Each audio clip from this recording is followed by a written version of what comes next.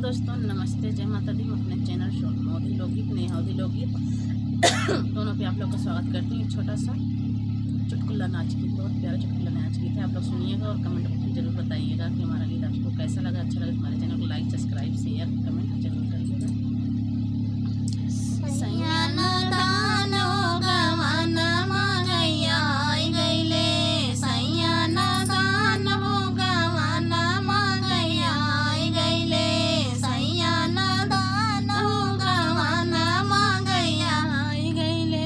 पहिलिया नवनी ससुर मोर आए हो, पहिलिया नवनी ससुरी मोर आए हो। उनहु के खीदब जैसे, उनहु का खीदब जैसे, बन कसियार भगवान मगैया गैले। उनहु का खीदब जैसे, उनहु का खीदब जैसे, बन कसियार भगवान मगैया गैले।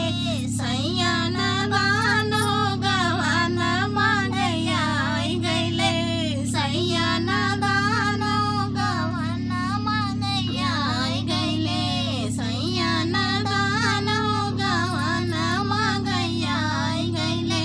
दूसरी पठावनी जेठ मोर आवै हो, दूसरी पठावनी जेठ मोर आवै हो। उनहु का खीदब जैसे, उनहु का पीटब जैसे, राह पुरान भगवान मगैया गैले।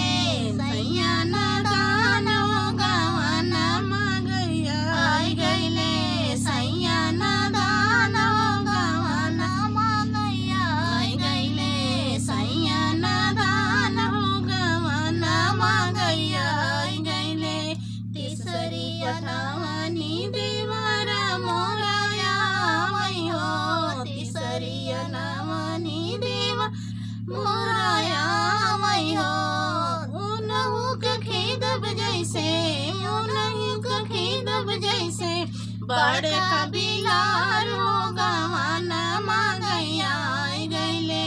सैया नदार भगवान आई गैले, सैया नदान भगवान मगैया गैले, सैया नदान भगवान मगैया गैले।